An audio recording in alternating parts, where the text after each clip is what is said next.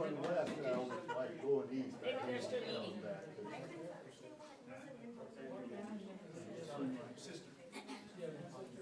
One hour is all it's. Two sisters, but one sister. So the weather was pretty good the whole time you were there. A couple days with them. One Well, person. you can't get when the wind was blowing that way. Yes, if I were you. Yeah. 2 days, but it didn't rain on us, so. There was a lot of people out playing.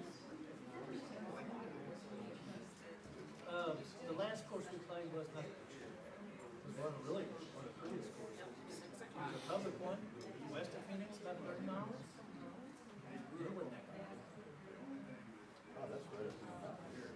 Yeah, that's what it was. It 30 was, miles west compared to almost to the mountain. that's what it was. It was right there. Wow. It was right there in the mountains. So that's why I said one of the prettiest ones. Where'd they charge the place? Keep you there. 25.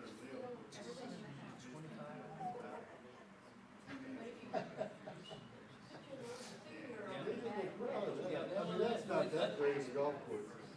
No, but it's fun to play. Well, yeah, I think you see it, you watch it played on TV. I was thinking they kept the stands up on 16. They take them all down, and I guess they wanted to do everything else. They were bringing them in. They were stacking them all up. But then I started thinking, I don't know what they're going to be able to do for the tournament. How many people they're going to let in? You know? It's a money losing. Let's just open it, it's vaccine out, you know, but it works, they say it's gonna work. Then they said every year you got to do it. That's all right. It's a shame. I will not be as bashful about trying. Well, I won't either, I'm good, as soon as I can go get one, I'll go get it, I promise you, I will. Mary Jo says she got one, but I'll tell you what. I haven't got my flu shot. I need to go get it. It's not, there's always something going. I never really get affected. I think it's, she gets sick the next We day. walked right in into, possibly. Did you get sick the next day? No, I never get sick, No, but, I don't either. you know, I think the high dose, You take the old man dose? yeah, but then, we couldn't, Walgreens didn't have it. Connie went, she said they didn't have it. High HEB dose. didn't have it. High dose. But, CVS did. The day I went, that was a month ago. But I don't ever, it doesn't ever bother me like. Get sick? Yeah. She got 10. Where's the camera? There's only half a dozen. Still got it. Where's that?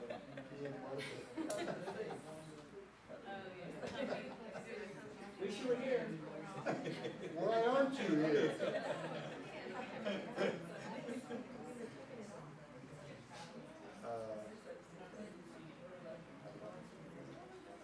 Tell them, Yeah, I always tell them when I don't pick our nose.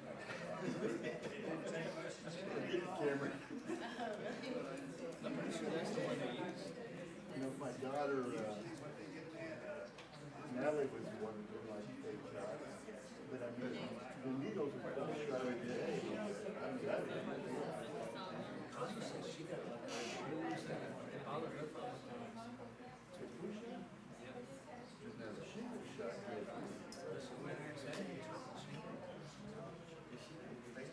You got a second dose, I mean, the new dose? Yeah. that you take? Yeah, and then, I also took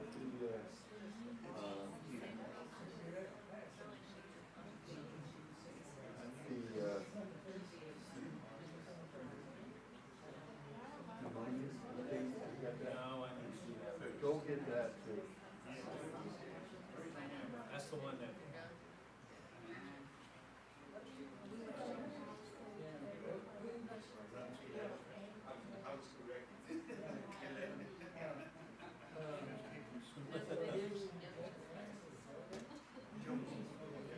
I'll go right back. Who is this? James and Jan, and John and Jan.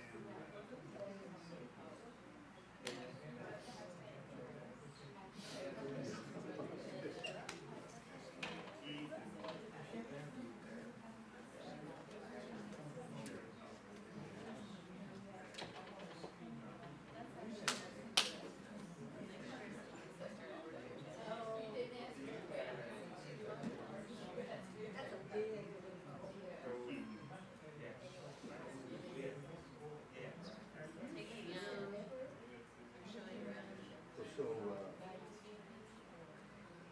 kind of sales stuff for Thanksgiving?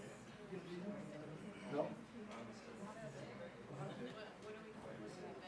What's the lady she told me? She went up to her mom's. What's the lady she told me?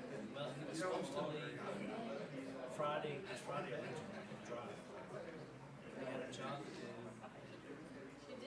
with, what's her name? Yeah. Yeah, well, sort of. She's really nice. Yeah, no, yeah, but She really treats everybody. yeah, you know, I'm sure she Okay, does. but then, Why wouldn't she? The money she's got. yeah, and, well, he said there's a lot of those people that real jerks.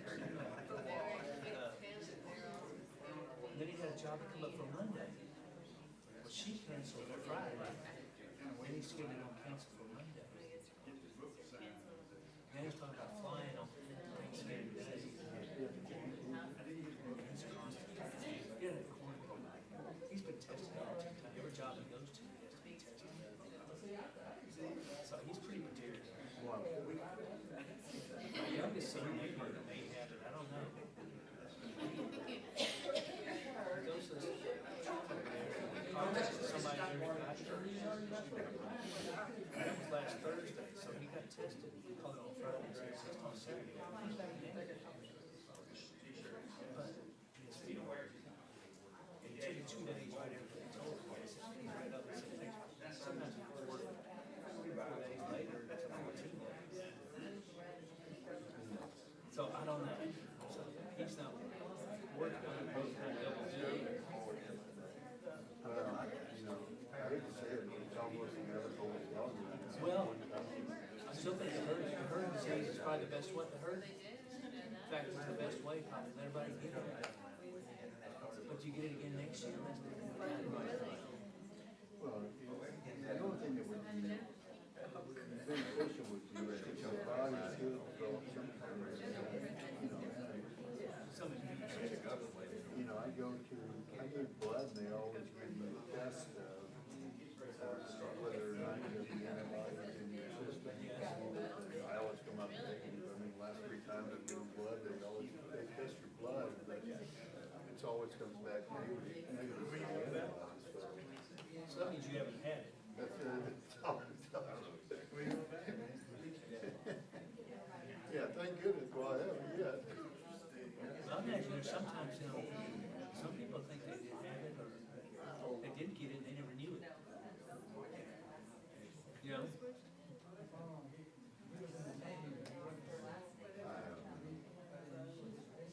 It's gonna be all fixed now. Biden's gonna be all fixed now.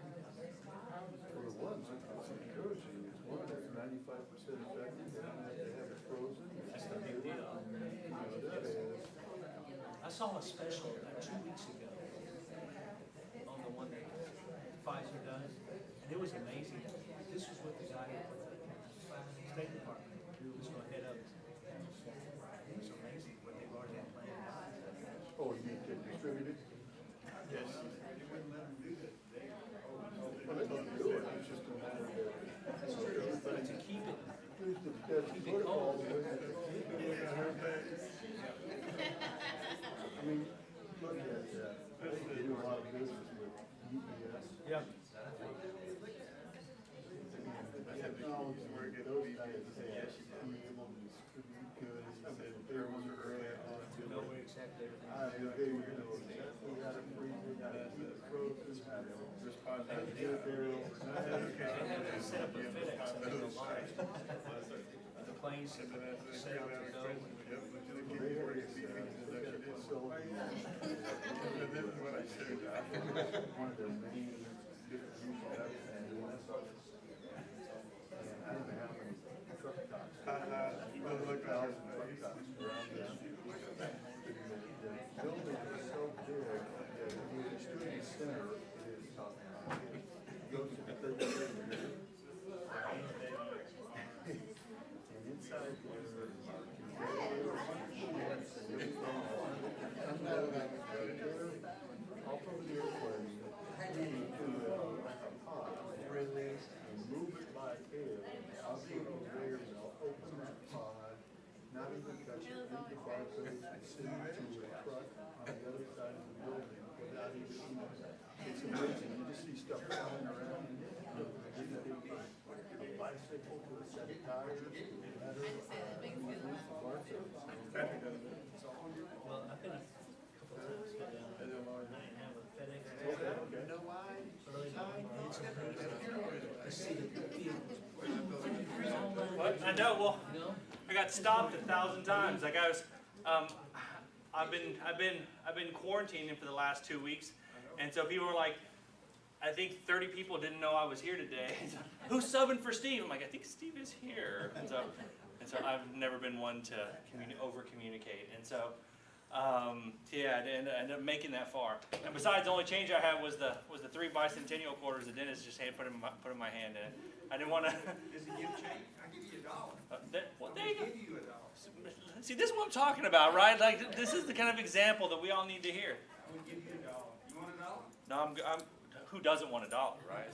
So I'm actually, I developed this rule in college, and I firmly stand by it. My roommate and I were doing the standard, like, once we figured out that Walmart was open till, well, I'm sorry, they're going to yell at me. I'm sorry, I'm put the mic on. Going to get abrasive comments online. We missed you last week, but she did a great job. Well, thank you. It's good to know. Yeah. You're a little nervous, but she made it through. She really did do a good job. That's wonderful. So am I on? Someone text me if I'm on. So, there you go. Oh, yeah, exactly. It says sign language. So, but yeah, so I developed this rule. So back when we figured out that Walmart, they opened, the first Walmart I ever went to, opened 24 hours. So we'd go grocery shopping at like 2 a.m. and we'd go study in the lawn furniture, and people loved us. But we realized, should I buy this? Should I not buy this? And I realized, there you go. See, my tech advisor. We realized that we have a rule: you can't misspend $1.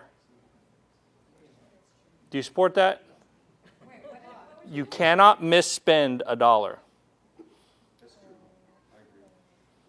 wrong thing in the vending machine and be like, Yeah, but like, should I buy this? It's $1. Come on. You're probably spending more than $1's worth of mental calories. Okay, coming through loud and clear, the Gossets. Hello, Gossets. Thank you, Miss Martha. I got your thing. This is not working. Oh, come on. Hello? Low bat. Oh, man. Okay, one of my least favorite side effects of, am I going to have to yell? Can my room carry, this mic isn't working. So the people at home will get it, but not. So my least favorite side effect of rechargeable batteries, like this, like wonderful, they're great. But like, except that sound guys hate using used batteries, right? Like, did you know, anybody run sound at like a church or something? Sound guys hate using used batteries. And so most sound guys, back when before rechargeable batteries, most sound guys would just like use the batteries once. But the batteries are still good. And so in most churches back in the day, there was a box somewhere full of used once batteries. And when I was a youth pastor, finding that box at every church was absolutely essential. You're on a trip visiting some church, like my batteries from my Walkman are dead. Let's go hunt. And sure enough, there is a box, and it is like, it's wonderful. And like there's the 9 volts, and it's mostly 9 volts and AA's, which not many things besides this, besides wireless mics and fire extinguishers or fire alarms, smoke alarms. Only things I know that take 9 volt batteries anymore. Anything else? Kids' toys, Really? remotes. Garage door openers, okay. Mine doesn't. My garage door openers take those little dime batteries. How about this? Fun, useless fact. Fun with words with Steve Jones. The 9 volt batteries are technically the only things that that are actual batteries. Okay? Because everything else is just a cell. Okay? And so if you open up a 9 volt battery, it is a battery like a battery of cells, like an artillery battery. There are six, It's a special time in a young man's life. And so there are 6 1.5 volt cells inside the 9 volt battery. And how do you know that? What? How do you know that? I can neither confirm nor deny those reports. So it's not a battery until you put more than one in your Walkman or whatever. So there you go. But now we got these rechargeable batteries. I remember one time I needed I needed some batteries for something, and I went looking in this church, and I got like this condescending look on their face, and like, oh, we use rechargeable batteries now. Like, yeah, sure, that works out great for everybody except me, okay? And it's supposedly about me. So, willkommen. How are you doing? Oh, got your Villanova swag on. So, there you go. So this is my former student, now fellow church member, Chelsea Denzler. Not Vincent Denzler, who Vincenzo. So she after HBU, she went and got a master's degree at Villanova. So and she got the swag. So because she got in because of my wonderful recommendation. I write amazing recommendations. It's called lying. So I have the same one I use over and over again, right? So exactly. So I think this student would do great in your program. So exactly. So how's everybody doing? Anything exciting happen besides our one battery talk? So no. So I missed last. So if you don't know, I missed last week because of the Rona. I got a Rona scare. Our neighbors came down with it, and we found out afterwards that we had minimal contact with him, but minimal is not zero. And so we're like, okay. The bad news is I can't come teach and be at church on Sunday. The good news is I get to work from home the rest of the week, and I can live with that. So, and so I was doing well. We're working on the curriculum for Christmas, which is going to be awesome. Okay, we're going to do the community group. If you're not involved in a community group, you should be, just for this curriculum. So we're doing, there's 5 weeks, we're going to do 5 weeks. So Advent starts the Sunday after Thanksgiving, so November 29th, and we're actually going to go through the first Sunday in January, because I'm a firm believer in, if you're not preparing your Christmas traditions now, let me roll this into you. The 12 days of Christmas don't end at Christmas, they start at Christmas. Technically Advent is the pregame. Okay, and Christmas starts on Christmas and goes. The Christmas season is 12 days until Epiphany. Okay, and so that's where the 12 days are. So Epiphany is the traditional date for the coming of the wise men. And so we're actually going to go through January 3rd for the curriculum. The 5 studies are going to be the 5 prophecies that Jesus fulfilled in the book of Matthew. So 5 times in Matthew 1 and 2, Matthew says this was done to fulfill the prophecy that. Okay, let's talk about it. It's gonna be awesome. So you should do it. And also, so the reason why we my wife and I and our family, we celebrate a modified form of the 12 days of Christmas. We don't, not like the one where you have like 46 birds or something. Like that's a little intense.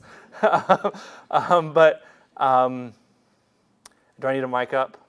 Am I not being loud enough? I can't hear you. Oh. So I move closer, that's fine. Okay, look how loud I have. I can get me a 9-volt battery here. So let's get us a 9-volt battery. That's because the truth is, this is something that I'm conscious of, because my mom has profound hearing problems and I have some. And it's one of those things that, let's see, need a 9V battery.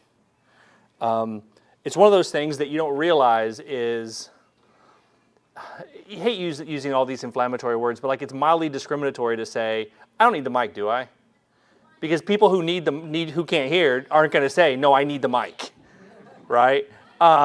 It's one of those things where it's it's shut the door, keep out the devil. So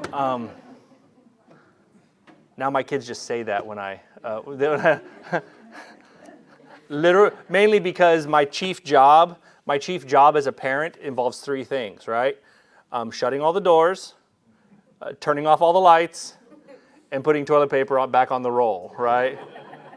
Like, I'm the only person in the entire world that can do this for some reason.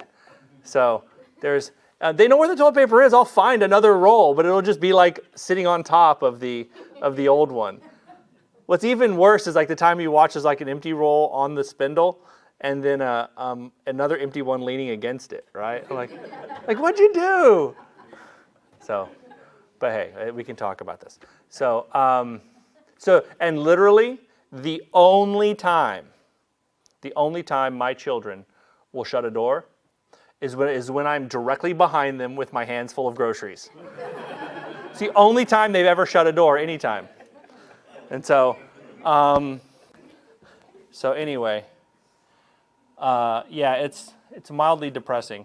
And so, although I'm less intense about turning off lights. Do you know why? Because of Mr. Schwalder, my 7th grade pre-algebra teacher. Okay, he was the first person to do like actual math with me for like he said let me tell you why you should not turn off the lights before you go down the stairs or after you go whatever. He goes, it's better to leave the lights on the stairs all night long. Better. He goes, look. And so we did the math on how much a light bulb uses and how much it costs per kilowatt hour and how much he said, if you left it on all the time, all year round, here's how much this light would cost to have on. Now, let's talk about how much it would cost to pay for a broken leg, right? Like so which is better? And so and so Mr. Schwalder shows, I'm less intense about and now with the LED light bulbs that last forever and they're low impact, I'm less. So when I see the lights on and we're walking out the door, I'm like, people just think we're home and no one will break in. But yeah, it's the door, right? The door, the only time they shut it is when I'm directly behind them. It happened today. I was coming back from the grocery store. They helped me carrying stuff in. They shut the door behind me. So I want to share with you guys, Dennis here brought me, he's enabler. He's my coin enabler because we're fellow relatives. We're both Joneses. We have to be related because it's a very uncommon name. And so I have a little addiction to numismatism. If I take medicine for it, it goes away, but every time if I have a flare-up. No, numismatics is the study of coins. And for some reason, I geek out over those the drummer boys, the bicentennial quarters. And so I collect them.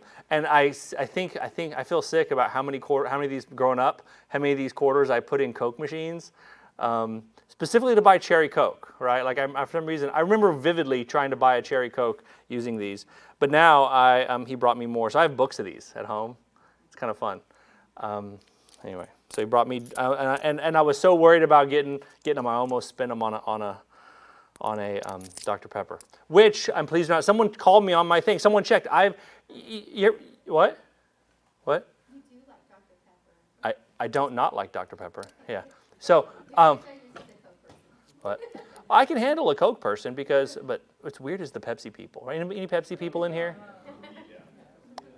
What? Yes?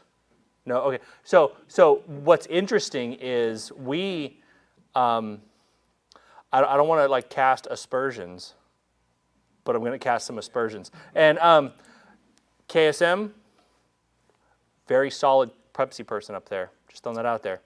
Like Curtis Lane, I'll say it to his face. Okay, he is a Pepsi person. And I just think we need to know this, right? I don't know who we're hiring here, but so at least it's not Mr. Pibb, right? So, but someone called me, like I've been talking about the Mr. Pibb and the Coke machines, and it so filled me with sickness and rage and sadness and fear that I hadn't looked in a long time. And someone said, no, there's no more Mr. Pibb. And I still can't go look because I don't want to hope beyond hope and then have them crushed when there's no more. Anyway, so anyone have like a coin they like to see, then when they see it, they pull it out and they save it? Anyone collect coins? What? She's poking you in the ribs. I got Susan B. Anthony and Sacagawea. The only place you can get them is in Ecuador. Really? That's what you get him change. That's where they all are. In Ecuador? Yes, because Ecuador is one of 2 countries that uses the U.S. currency as their currency. So they're all down in. So you could go. Getting change. You get a sack of Sacagaweas, so or which is just called a sack of Joeyas. And we don't take Joeyas here. It's a whole sack of Joeyas. So anyone want to call the other country? The other country, El Salvador. They do too. Okay, so I knew there's one in Africa too. So El Salvador, which is Spanish for the Salvador, but Panama. what? Panama uses American money. Well, there's a difference between using and having it as their official currency. Yeah, you get Balboa change. Yeah. So I'm pretty sure Ecuador, and then El Salvador. Is El Salvador their official currency?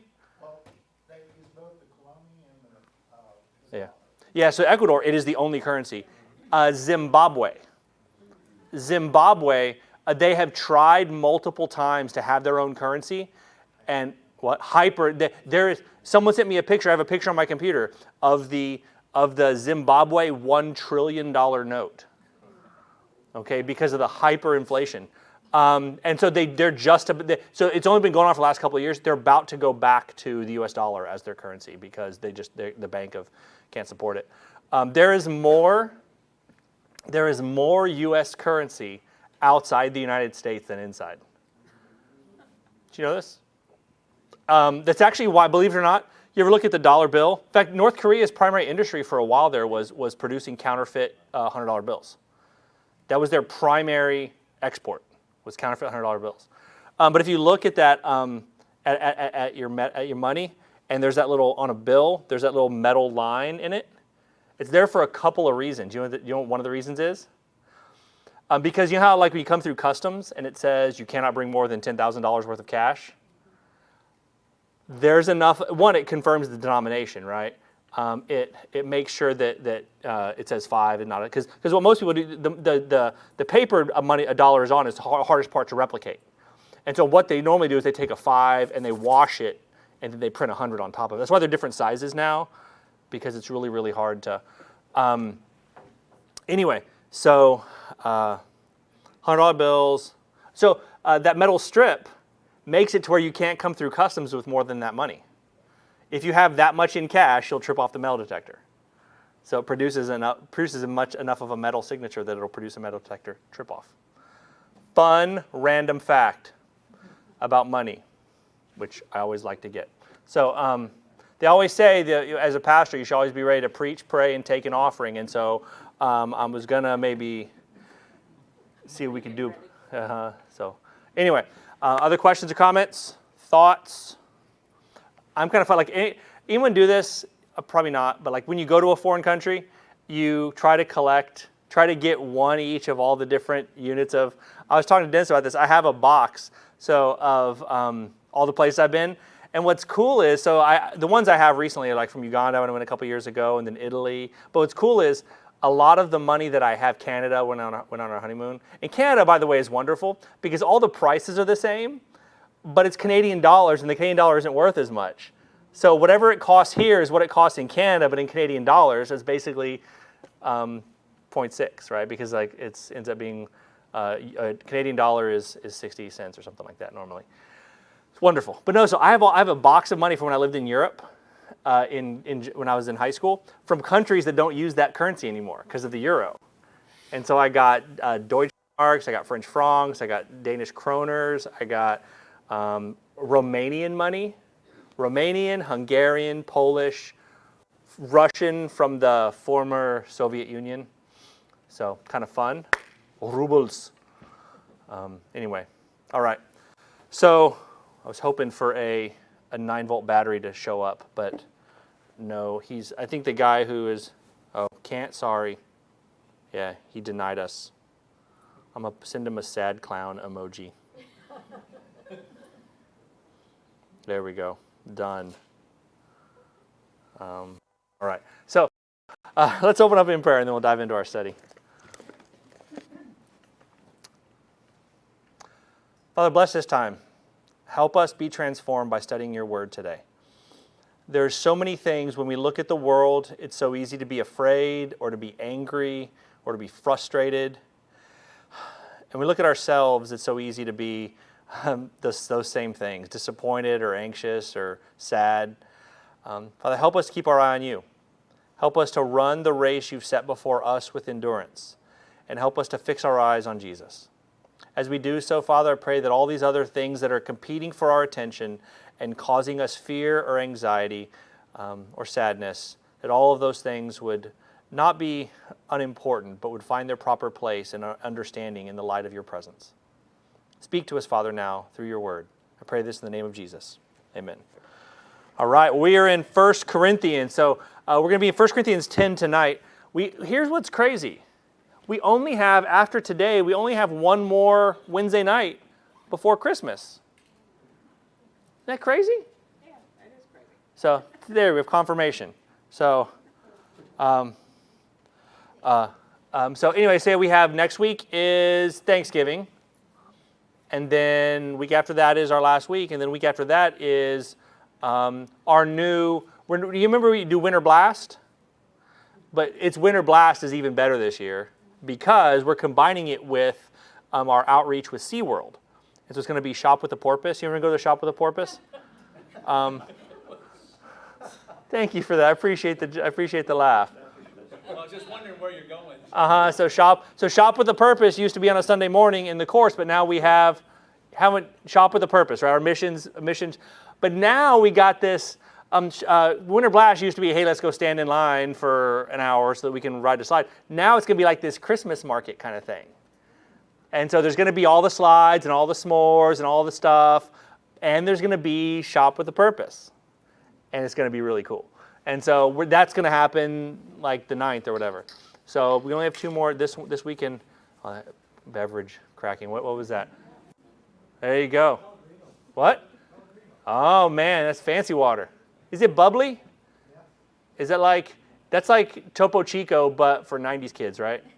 So that's what it is. Same basic thing. So you were drinking Topo Chico. It's Italian Topo Chico, right? There you go. Or Italian, as you say it in Texas. So next week's Thanksgiving. How many of you, we should study, but I need to ask this question. How many of you have a traditional Thanksgiving side that is maybe atypical? Like something you have to have at Thanksgiving, but which isn't something that most people have at Thanksgiving. What? We often have lasagna. Lasagna. Like in addition to the stuff, or just instead of? Yeah, in addition to, someone brings a ham and somebody makes lasagna. Okay, so now are you ham people for Thanksgiving or turkey? Do you have a turkey there too?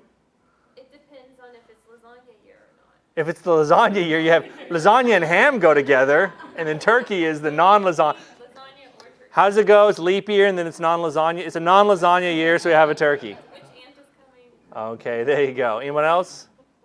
Atypical Thanksgiving food. How many of you do the turkey, but in some other way? Deep fry the turkey?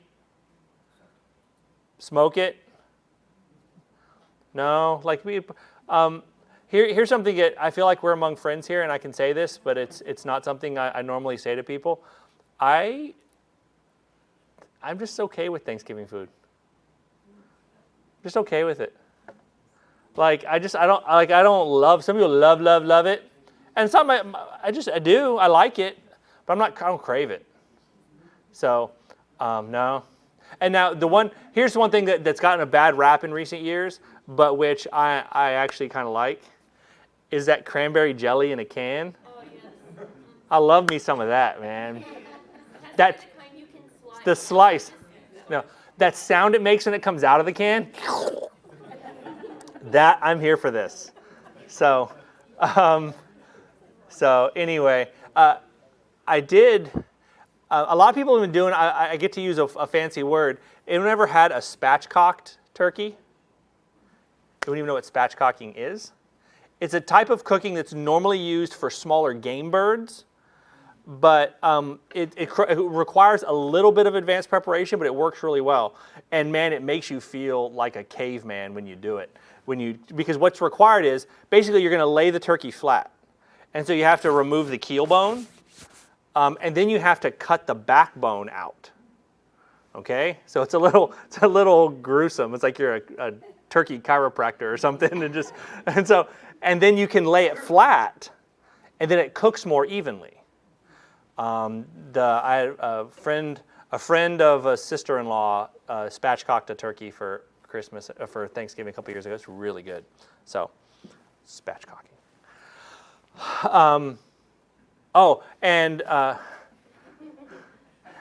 I didn't realize there's a divide here. Mac and cheese versus how many of you are mac and cheese at Thanksgiving kind of people? We are technically not in a mac and cheese zone. A lot of people, mac and cheese is an East Coast thing. Having mac and cheese at Thanksgiving is like a Carolinas, Georgia, Virginia kind of thing. We are not in a mac and cheese zone. We are in a green bean casserole zone. How many of you are on team green bean casserole? All about it too. I am all about the green bean casserole. Although somebody last year, I won't name who in case she's watching, messed it up. You messed up the green. What's the correct? Green bean casserole is like the Thanksgiving side version of lemon meringue pie.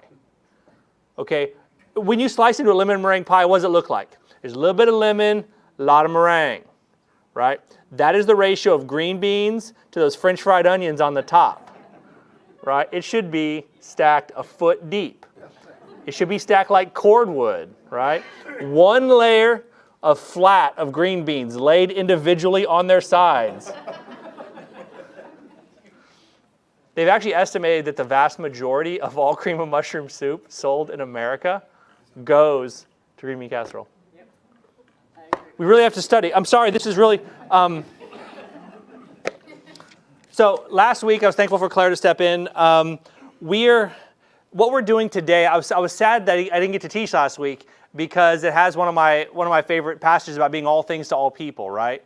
Doesn't mean selling out the gospel. It's about finding ways of speaking to people in ways that they can hear.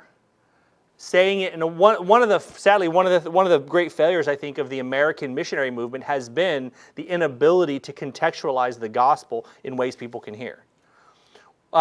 Early evangelists would go to foreign countries and other places that didn't have the gospel, and they would say, hey, there are certain things, they would divide all culture into three categories. They would say, there are certain things here that if you're going to be a follower of Jesus, you have to let go. This is not compatible with the Christian worldview. There are certain things that are benign. You can take them or leave them. And there are certain things that are actually preparation that God sent you, what C.S. Lewis called good dreams, to prepare you to hear the gospel. I really do think what Galatians 4:4 says is true. In the fullness of time, God sent Christ, which means the world was ready to hear. And so finding that way, looking for the ways in which the gospel can speak meaningfully and answer the questions that people have are important. But a lot of times we have this prepackaged, industrialized, tract-based, scaring people into the kingdom, and we try to make church look like church here. It's sad. You go to, what does it mean to be a Christian? Well, you got to build a church and sit in pews and take an offering. No. Most of the time, American missionaries end up exporting Americanism as much as they do Christianity, maybe even more so. I think I told you a friend of mine who's from Kingsland, who's a missionary now in Ireland, had a difficult time raising money to be a missionary in Ireland, even though Ireland is one of the most pagan countries in Europe. The reason why? People wouldn't say this as explicitly as I'm about to say it to you, but he said that most people didn't want to send them because one, they already had technology, they live in a developed country, they already had democracy, and they were white. So it's like, no, we take it to poor people who need air conditioning and healthcare too. Right? They already have all of those things. Look, I love capitalism, I love air conditioning, I love democracy, I love America. But that's not what I'm selling. Anyway, but also I missed it because it's one of my favorite verses, and I'm Team New American Standard Bible. Some of you have asked what Bible I use. I use a New American Standard Bible. I love it, mainly because if you take it and read it slowly in a Greek class, I will think you're translating. Okay, it is rigidly literal. It's one of the weaknesses of it, right? The weaknesses of it is sometimes people have a hard time wading through. It's not as flowing to read. But I read from the New American Standard because it is rigidly literal, and I love it.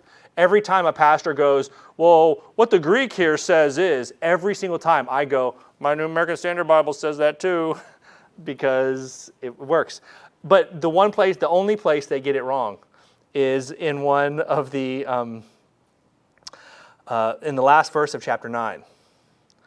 So my Bible says, I discipline my body and make it my slave in verse 27. Anyone else have a different verse for that? And not I discipline my body, but what?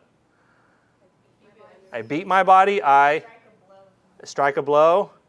Anyone have the old KJV? Is that what the KJV says? Is that New King James? Really? Okay, one of them says, buffet. I buffet my body and make it my slave. Or as every ninth grader who's ever read that in a Bible study says, I buffet my body.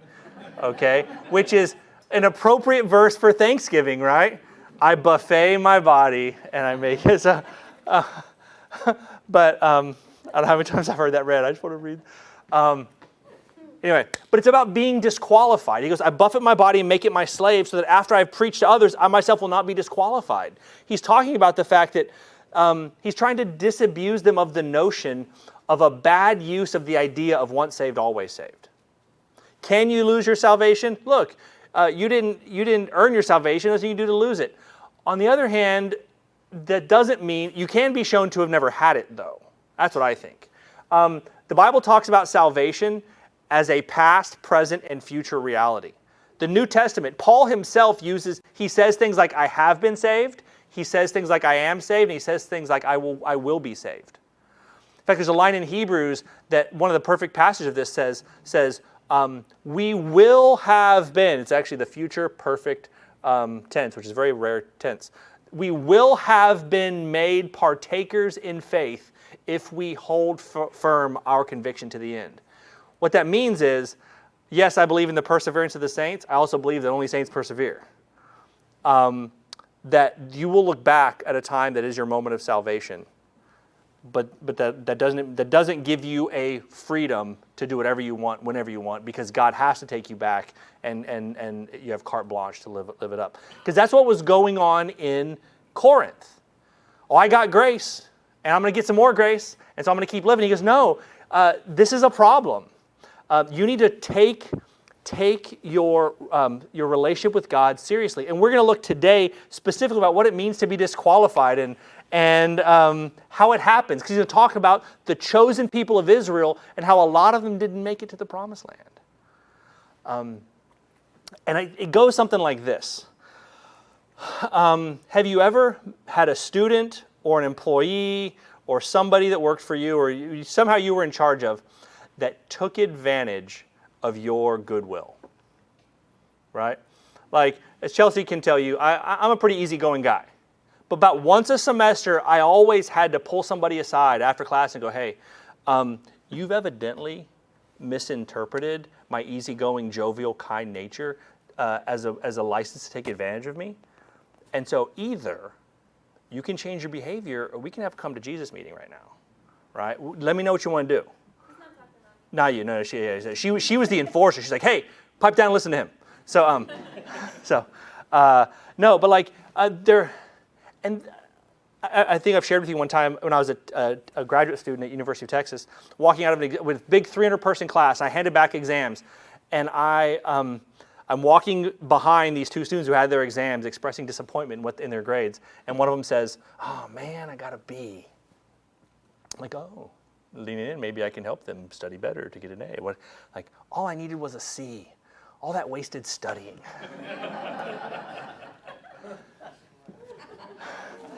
And what's crazy is a lot of people treat Christianity that way, right? Because of the way we do evangelism. Everybody is on the C's Get Degrees program, right?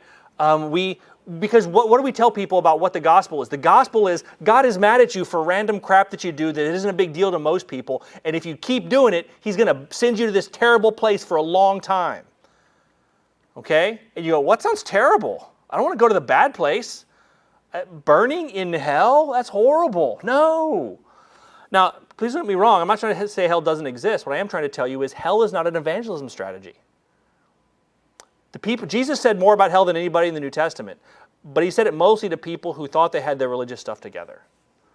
To people whose lives were broken by sin, he only ever offered them hope. He told the woman at the well whose lives had been wrecked by her sexual sin, he said, when you're ready for some living water, you just come talk to me. Because what you've been looking for in those dead ends, I'm here to give you right now. But that's the problem. When you try to sell Christianity like it's missing hell, you will only ever produce C's get degrees Christians, where you are trying to figure out how little discipleship you can do, how little following you can do, and still avoid the bad place. The best example I can come up with this is a dog and heartworm medicine. Anyone ever had a dog, had to give heartworm medicine to a dog? Do you know what the treatment for heartworms is in a dog? What? Right, but do you know what heartworm medicine is? It's arsenic, or AKA rat poison. Okay? Do you know how much arsenic you give a dog with heartworms? Enough to kill the heartworms and not so much to kill the dog. Right? And most of us play that game with sin. Most of us we try to figure out how much sin we can get in our lives to where it doesn't kill us and make us go to the bad place, but we still get all the stuff that we want. Okay, all of us are playing this dangerous game because it's God who's overreacting about sin, and it's us who are just trying to keep him on our good side so when we die, we don't go to the bad place. But God isn't, everyone knows John 3:16, John 3:17 says, God doesn't judge sin. Sin judges itself. Right? Sin causes death. And when you are ready to be free from that, just come follow. This isn't about missing hell. This is about finding life. That's why I love Kingsland's mission statement. I say it every chance I get. Inviting all people to experience true fulfillment in Jesus Christ, one home at a time. The places you look for fulfillment will never work. And sin is defined as those things God told you weren't going to bring you fulfillment, but you don't believe him. Like dogs back to their vomit, they go back and we try it again. It doesn't work. And you'll ruin your life. Paul's going to show us how today, how it happens. And so we're going to look at, I don't know if your Bible is headed this way, but it's a great title for a chapter 10 is labeled, Avoid Israel's Mistakes. It's actually about what it means to be disqualified, about what it means to run the race and fail. Anyway, let's follow along. Verse 1. I don't want you to be unaware, brethren, that our fathers were all under the cloud and all passed through the sea, and all were baptized into Moses in the cloud and in the sea, and all ate the same spiritual food, and all drank with the same spiritual drink, for they were drinking from a spiritual rock which followed them, and the rock was Christ. Nevertheless, with most of them, God was not well pleased, for they were laid low in the wilderness. Couple of things. One, he's saying, look, Israel was God's chosen people. But a lot of people who were chosen were not chosen. Just because he's not trying to scare them, he's trying to wake them up and saying, just because you've been baptized doesn't mean you're following Jesus. That's actually why if you listen to me when I baptize, it's a minor tweak of language. When I baptize somebody, I never say, have you accepted Jesus into your heart? It's a true statement. You can say that. But for me, I always tell people, I always ask them when I baptize, have you decided to follow Jesus? Because have you accepted Jesus into your heart sounds like a single thing I did in the past. Have you decided to follow Jesus is something you wake up daily and decide to do. And he says, look, we're all in that. So he's saying, look, don't think that just because you're in that you can stay in. It's something that you have to maintain continually. 2, subtle thing, but it's a very important one. At the end of verse 4, all drank the same spiritual drink, for they were drinking from a spiritual rock which followed them, and the rock was Christ. There is a subtle, it's called a lie, just called an error, that creeps into American Christianity that has to be underlined. And it's simply this idea that there's, we would never say this, but some people actually would I'm trying to say it in a way without causing offense. Some people still think the Jews are God's chosen people. The Jews, God only has one plan of salvation. Only one. Are the Jews still God's chosen people? Yes and no. Did someone turn the heat on in here? I feel like the heat turned on. Is it yes? Okay, I'm not just getting sweating because I'm about to offend somebody. But the Jews aren't. Jesus came to fulfill all the promises God made to Israel. Jesus didn't come to start a new religion. Every single person who is in heaven will get there through Jesus. We can talk about how it happens. We can talk about whether you can go through Jesus without knowing you're going through Jesus. We can talk about what about those, we can talk about all that stuff. But the Bible is unequivocally clear. Every single person. No one. Jesus said no one comes to the Father except through Jesus. Right here they're saying, in the Old Testament, they were drinking from a spiritual rock that followed them. And that rock was Christ. That's why Jesus said, got him in trouble. Jesus told the Pharisees, Abraham saw my day and was glad. Right? And he said, well, how Abraham's long ago, before Abraham was, I am, and claimed to be God in that moment. And they knew it, and they picked up rocks, and they tried to stone him to death. I just want to underscore that. If you're ever looking for evidence that... So, I'm not saying we shouldn't support the country in the Middle East. I 100% believe it. I don't think the church is God's JV squad. I actually think that what does it mean to be a Jewish person? It means to follow the Jewish Messiah. And who is that? That is Jesus. That's why Paul calls the church in Galatians the Israel of God.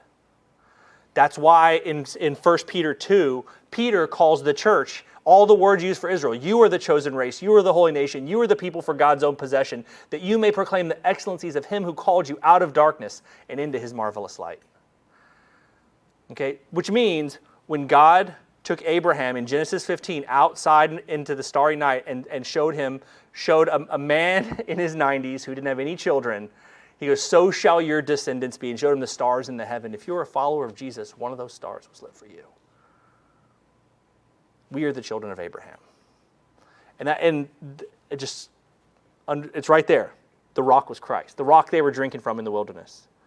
So, nevertheless, God was not pleased with them. Now, these things happened as examples for us so that we would not crave evil things as they also craved.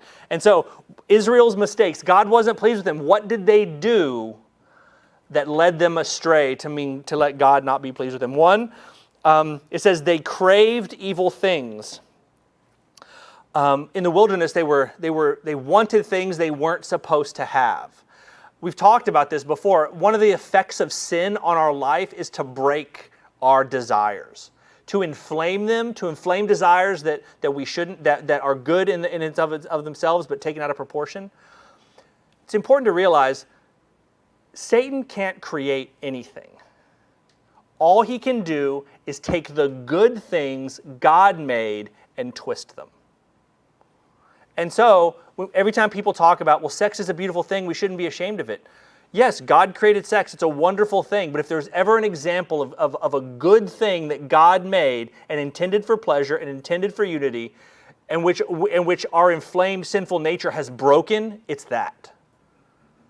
Think about food and drink, how we're inflamed, our passions are inflamed out of proportion with our need, and we're broken. Our wanting is broken. That's why the things aren't the problem. It's us that's the problem. One of my favorite passages about this is in 1 John 2, where it says, don't love the world or the things in the world, because all that's in the world is passing away. He doesn't mean the stuff in the world, it means how you see the stuff in the world. Because this is the same guy who said God so loved the world. He calls it the lust of the flesh, the lust of the eyes, and the boastful pride of life. Hopefully you've heard me say this before. If not, I'm going to say it again because it's so important. Because this is the primary ways our craving is broken. The lust of the flesh. To convince yourself that you will find meaning and purpose in pleasure. Think about it. It can be sexual pleasure, it can be food, it can be travel, it can be anything in this world that promise you experience. Think right now about what experience you're missing out on, And if you think your life will be happy if you have it, you are a slave to the lust of the flesh. If I could just travel more, if I could just go eat at this one restaurant, if I could just be in this kind of relationship, if I could just, lust of the flesh. Lust of the eyes. The thinking that fulfillment is found in possessions. The world is full of all these shiny objects, good things that God wants to bless you with. God gives to you because He wants to bless you. And all these things in the world are meant to be enjoyed, but they're not meant to be worshiped. And right now, if you think there is something that if you just had it, your life would have more meaning, that's lust of the eyes. Go watch our commercials. Our commercials are our parables. And listen to, you can almost tag them. Is this promising you an experience? Own this thing, get this experience. It promises you fulfillment by dangling some shiny object in the world and showing you all that can be yours. Someone said one time, obituaries read differently than commercials, about what constitutes a meaningful life. What is this telling me about where I can find meaning? And finally, lust of the flesh, the lust of the eyes, the boastful pride of life. It's the temptation to believe that you will find meaning and purpose by getting an elevated position over other people. Right? If I can be a CEO, if I can be a president, if I can be a senior pastor, if I can be a boss, we're a country that climbs the corporate ladder, right? And we don't know how to accept that maybe that's not what God has for you. I had to accept this in my own life, right? I wasn't going to be this kind of professor or this kind of scholar or this kind of author or this kind of pastor. That's not the race God had for me. And I'm foolish to think that my life will not be meaningful unless I have that kind of success. Maybe God has you right where He wants you, in your job, in your place, in all of those things, and you don't see it now, but you are fighting a critical strategic battle. And you're trying to leave, and God's saying, you're fighting the battle I want you to fight. The best example I can think of this comes from World War II, during Patton's race across northern part of France. Patton's Third Army was going so far and so fast, liberating France and pushing towards Germany, that he extended the supply lines so much that the most important person in the U.S. Army at that time was a gas truck driver. They couldn't get the gas to the tanks fast enough. Now imagine you are some corporal or sergeant driving a gas truck. You're not on the front lines, you're not fighting the Germans, you're not pulling a trigger, you're not driving a tank, you think you are man, I can't wait till I get a promotion and right now you are the most important person in the army. And God's saying, maybe that's you. Maybe that's why I have you exactly where you are and you don't see it. But thinking that you will find meaning and purpose by elevating yourself over somebody else is just a lie. Our craving is broken. And to lean into it and to say, this is what I want and I refuse to be happy until I get it is just wrong. And learning this is their first, learning that is their first, there's their first problem. It led them to, do not be idolaters as some of them were, as it is written. They sat down to eat and they drink and stood up to play. So he says, craving can lead you to idolatry. You can want things, and then you can be so consumed by it that you can convince yourself that you can't live without it. And you will think your happiness is essential. This thing is essential to your happiness, and you will start worshiping it. That's idolatry. Anytime you look at a thing, anytime you serve a thing unequivocally and give it what it wants so that you can get what you want in return. Anything you look at and say, if I had that thing, then I know my life has meaning, and then I know that I have security. You're idolaters. It's what will happen. I've said it before, but it's so important. What you focus on ends up consuming you.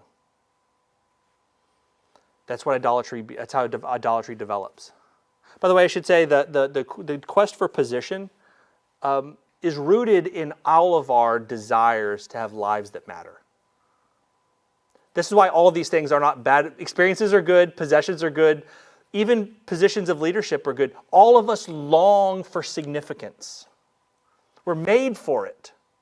We want to be special and know that we're special. It's actually One of the ways in which you know that you're loved is because you are accepted for who you are. We long for it, but when we think that if when we convince ourselves that there is one specific satisfaction of it, if we don't have that thing, then we'll be miserable, then we're hopeless, then we're becoming idolaters. Guarantee you, we all do, myself, all of us right now have the seeds of idolatry. It's easy to find it. Tell yourself right now, what is the thing, what is the experience you wish you could have and then your life would matter? Right? What is the possession you wish you could acquire and then you'd feel secure? What is the position that you could gain and feel like your life had significance? What do you feel like you're lacking? All of us feel like we're lacking something. And I guarantee you, asking that question, what do you feel like you're lacking? You will find in that question the seeds that will grow into idolatry if we're not careful.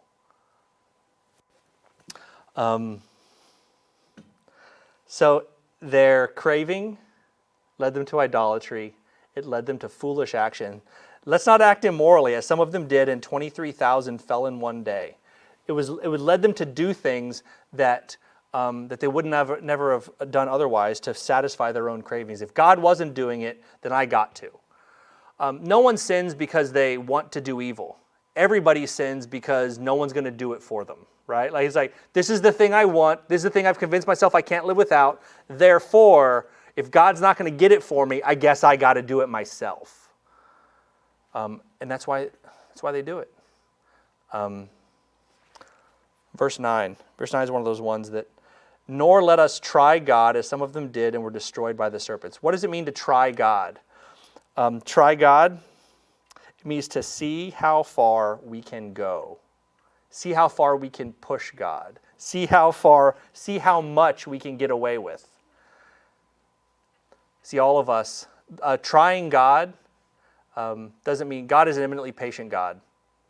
Kind of like me in the classroom. I'm very patient. I'm kidding.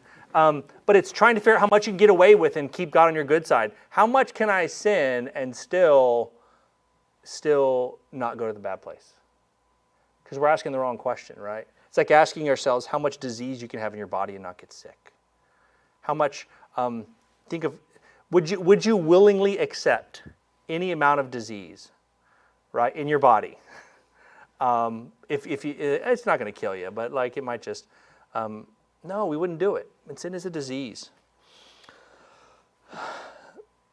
Nor grumble, as some of them did and were destroyed. So they tried God. They tried to figure out how much they could get away with, and they grumbled. When your craving leads you to idolatry, leads you to immorality, leads you to trying God, when you realize that life isn't turning out the way you were planning on and the things you were trying to get out of it, it's going to lead you to grumbling. Now, this isn't just, a lot of times we just get sad about things. There's nothing wrong with being sad, okay? There's something, we like to give people sometimes cheesy bumper sticker Instagram posts with Hallmark cards on them that don't help, right? Everything happens for a reason. Leave me alone right now. I don't need this. So I feel like comforting people with those trite words ends up being like, we're saying things like like when you break up with somebody, when you're dating, it's like, I need some space without you in it, right? Like all these things that like nice sounding, but ultimately are just hollow, meaningless. No, grumbling means having your arms crossed, refusing to be happy, determined to find fault with everything. Nothing is good enough because it's not what you want. Ever been in one of those stages? Ever been in one of those places where you're like, you can never, maybe you've been on the receiving end of it and the other person just refuses to be happy no matter what because they can always find something wrong? Ever been that way in your own soul? You thought you were perfectly justified, but you get seen it like you were refusing to be happy because you weren't being given what you wanted. I've had this happen a couple of times, and once most imperatively, where I was just like, I was refusing.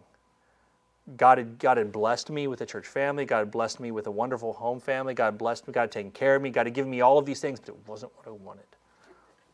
And I was determined. I was refusing to be happy until I got what I felt like I deserved. That's what grumbling is. And we're told not to do it.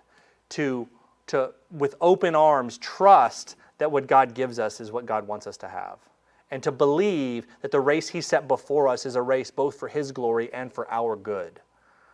And to trust that whatever you think is, whatever fear or danger or problem that you are trying to solve by craving the things that you crave, your life is not in their hands. Right? If the boss that you're afraid of, the clock that you feel like is on your career, the pressures for a relationship or for money, your life isn't in their hands. Your life is in God's hands. And He's aware of it, and He's leading you down the path you should go. And so He says, therefore let him who thinks he stands take heed that he does not fall. And so he goes through in the last couple of things, and he says, look, these are the lessons you should have learned, and so learn them. He says, be careful, take heed, be aware, be humble. All of us sometimes we foolishly think that we will be able to succeed in the moments of trying because we have a false assumption of our own strength. Take heed. Let him who thinks he stands take heed that he does not fall. No temptation has overtaken you, but as is common to man, and God is faithful, who will not allow you to be tempted beyond what you are able, but with the temptation will provide the way of escape also, so that you will be able to endure it. So not just be careful, but be strong. What this verse doesn't mean. Okay, this verse does not mean God will never give you more than you can handle. Okay, that is a lie. God frequently will give you more than you can handle. God will never give you more than He can handle. Well, look, it's the verse, people read this verse and misunderstand and misapply it. One of my favorite verses actually in 2 Corinthians 1:8, Paul says, he says, we carry around in us always this sentence of death, so that we would learn not to trust ourselves, but a God who raises the dead. You see, God will move you into places where you realize you don't have what it takes. Not to shame you, not to humiliate you, not to discourage you, not to crush you, but so that you will learn to depend on Him. That's the whole book of 2 Corinthians, right? The whole book of 2 Corinthians is about having this amazing treasure in earthen vessels, so that the surpassing glory will not be in us, but in God. Right? It's about Paul saying that he had a thorn in the flesh and God wouldn't take it away because His grace was sufficient for him. That God was trying to teach Paul not to depend on Paul, but to depend on God. That God will move us into those areas. So that's not what this verse means. What this verse means is when you're in the midst of being tempted to sin, never think that you didn't have a choice. Okay? We all do this, right? When you succumb to sin, one of the lies you tell yourself is, it was just so overwhelming I couldn't relent. This is about surrendering to sin. I remember talking to a friend of mine in youth group in high school. It's about we're talking about sexuality, and he was like, "Yeah, I wanna save sex from marriage. I just don't know if I'll be able to." Like, okay, it's not like an accident, right? It's not going to bump into somebody, right? There are a series of events that have to happen, right? Easily, you have a choice at every stage of the game, right? You are making choices. And so decide in your mind. Okay, you can choose. It might not be a very good choice, and you realize in those moments, this verse is about a statement that I heard a guy say one time. It says, look within your heart, and you will realize that the reason you are not a saint is that you do not wholly wish to be. The reason you are not, the chief reason why you are not, you continue to stumble into sin is because you do not wholly wish to be free from it. Sin most often sneaks into the house through a back door intentionally left open. Okay? Most of the time. I'm not saying all the time. I'm saying most of the time, the sin that you and I continually stumble into is the sin we go looking for. We know we don't go to that area of town, but we know how to drive near it. And oh my goodness, we found it. It was here. I had no idea that I was going to find. I'm as shocked as you. Most sin enters our life through a back door intentionally left open. That's what he's saying. So be careful. Decide that sin is not worth messing with. To be free from it, and decide to see it help. And if you can't do it, pray that God will, help you see sin for what it is, the destructive, terrible thing that it is, and not the thing that is currently tempting you to believe a lie about yourself and about it and about the world and about God. Flee from every idolatry. Flee, just run. Just run away. Be as far away as possible from it. I remember living out in California one time, and I heard a guy give a talk about, he had just climbed Half Dome in Yosemite. You know what I'm talking about? It's literally a half dome. It's this big granite dome, and it's flat wall on one side. I would never do it, but you can. You can climb to the top of it. And he said, now imagine spending the night up there on Half Dome. First off, could you go to the edge? Probably the first time you might spend a couple hours away from the edge. And maybe you would get on your belly and crawl to the edge and maybe peek over, maybe spit. Now imagine spending a couple of days up there, and after a while you would get so close, right? Maybe you're so comfortable you're sleeping on the edge. You are completely on solid ground, and you are 1 inch away from a very long fall. Paul is saying, stop playing that game with sin. Stop seeing the line for sin and getting as close as possible as you can to it. Because that's how you end up falling. Stay as far away from it as possible. As I was going through all this, I was thinking about some passages in the Psalms that keep coming back, that show us how we lie to ourselves about this. Psalm 36. Transgression speaks to the ungodly within his heart. There is no fear of God before his eyes, for it flatters him in his own eyes, concerning the discovery of his iniquity and the hatred of it. It's one of the lies that we get told about sin. No one will ever find out, and if they do, no one will ever care. And that is a lie that's told beforehand to convince you that it's no big deal. Afterwards, the other lie and the bigger lie, and something sadly sometimes to convict people of sin, it's a lie that the church participates in. It's the lie of condemnation. We are tempted into sin by told that no one will ever find out and no one will ever care. And we are kept in sin because once we've committed some sin, then the enemy tells us the other lie, which is that the sin is who you are. No one will ever love you because of it, and you better stay here. No one will ever take you back if they knew. And a lot of times, in order to convict people of sin, we end up heaping condemnation on people as well for their sin. The enemy wants to define you as your sin. Anytime someone says, this is who you are, this will never change, and this is all you ever are, and no one will love you because of it, that is a lie. Romans 8:1, there is no condemnation for those who are in Christ. The Holy Spirit will tell you you made a mistake. That's conviction. Condemnation is being told you are a mistake. And that's what sin does.